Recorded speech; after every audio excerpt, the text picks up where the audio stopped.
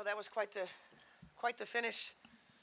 I think it was 3:36 in the fourth when we took the 22nd after Lexi had hit that three. And I appreciated the demeanor in the timeout and Fee's leadership, and then our bench.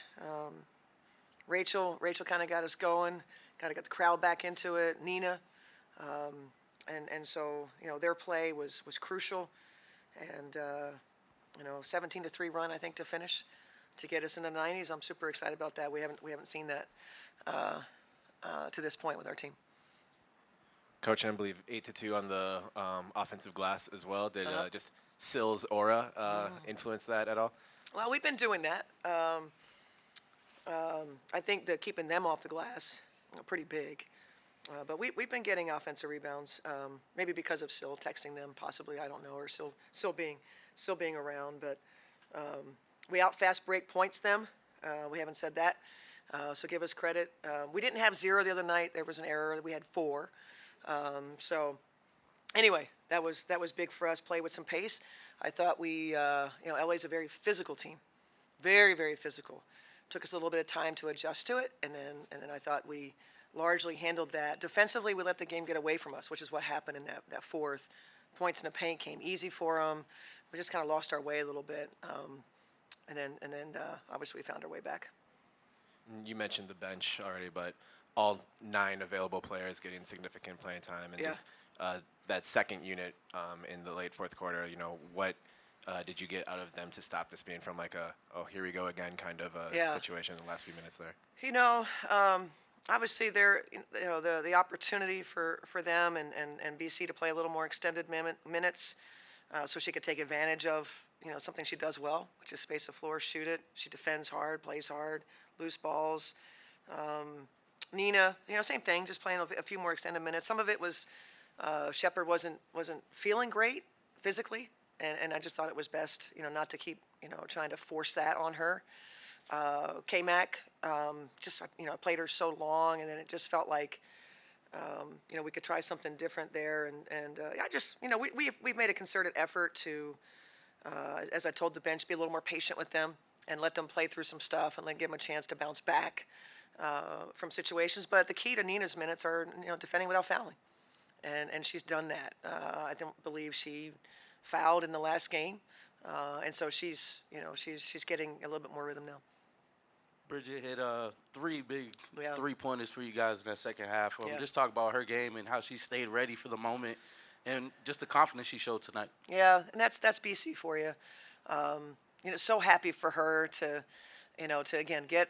We just kind of felt like we liked what Fee was doing at the 4. We liked that a little bit better than the 3, and it was kind of that's BC's time, and she took advantage of the opportunity. So I liked how that lineup went a little bit. Maybe we found something we could do a little bit more, and get BC more minutes and the floor spacing, the confidence that BC played with, knocking down the shots. Because I don't think there's anyone that was probably feeling worse than BC, when she comes in games and is not hitting shots and she's trying and she's trying to, help her team. She came up big time for us today. Cheryl, you guys did a good job rebounding again. You talked about Ellie's physicality. You guys just maybe don't have the girth some other teams have down low. How can you as a coach strategically, and how do you see players like Jess and Nina and Dorka rebound the way they do when imposing-wise it looks like sometimes they are outmatched, that they do a great job? Well, I think positioning, that's, rebounding is positioning. It's an alertness to what a player like NECA does. And I think, I don't know how many times we really got a body on, but I think we competed for rebounds, like physical rebounds. And those are my favorite, the hard ones. We call them the dirty ones. Go get the dirty ones. And we did that. I thought we responded with some physical toughness, and that's what I enjoyed.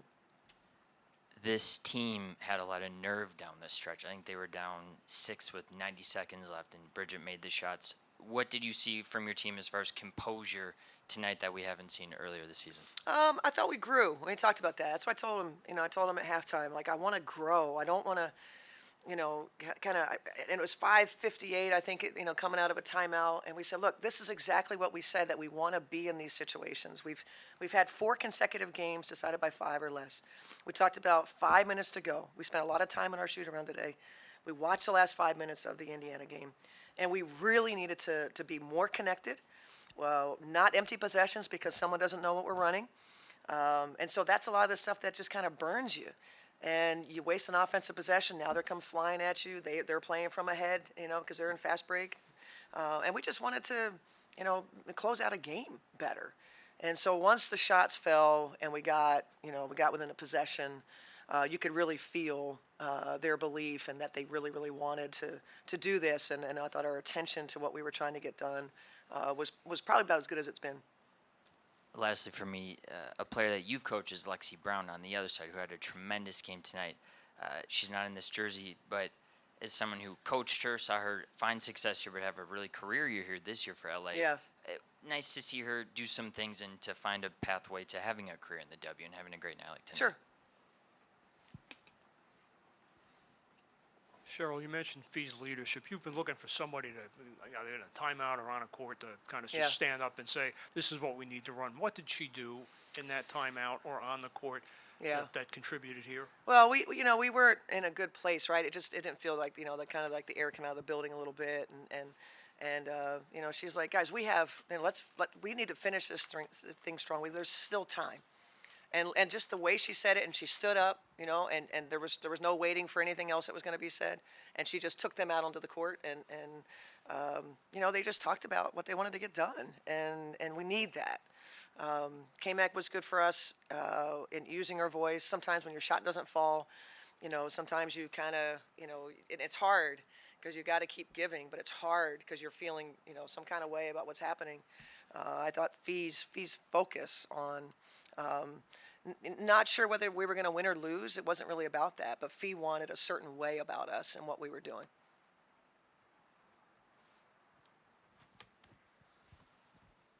For you, 24-25 from the free throw line, and Fee and Tiff, I think, were 18 of 19. That's probably the only reason you didn't outscore them in the paint.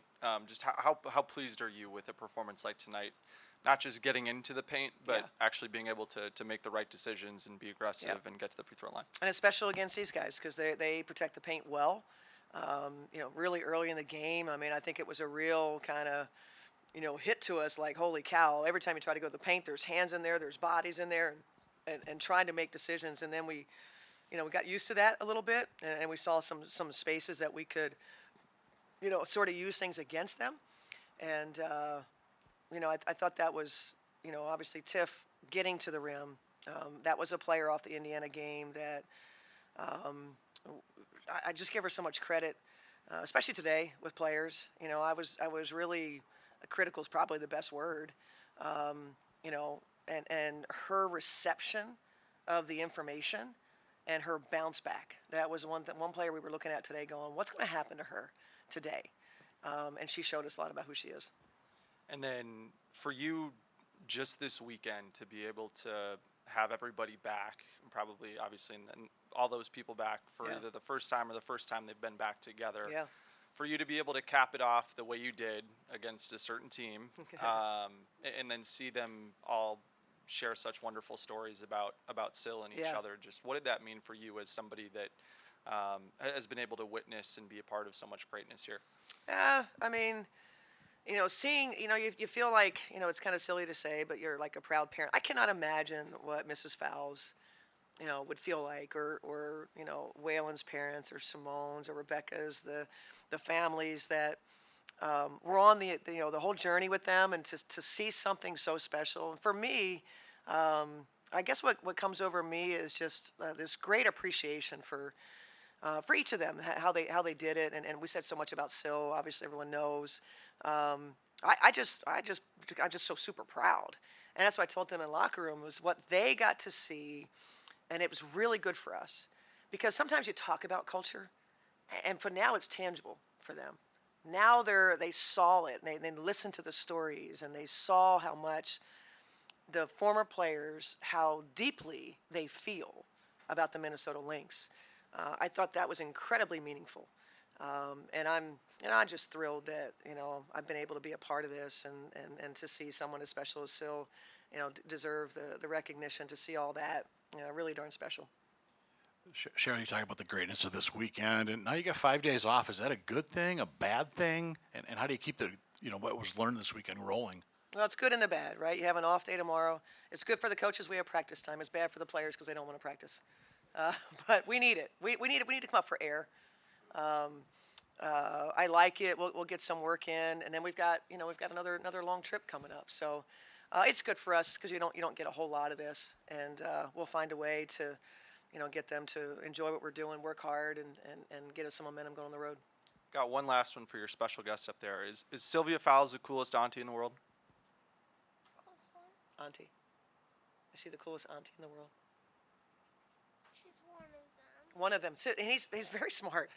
He has a lot of aunties, and he knows they might be listening. And so it's very important that Sil's one of them. Because one of them has a boat, and she always gets me ice cream. And she has a giant house, so she always gets me ice cream before dinner. Yeah, that's pretty special, auntie. Yeah. But Sil's awfully meaningful to you, and you were very proud of her, weren't you? Yes, very proud of her. Thanks, everybody.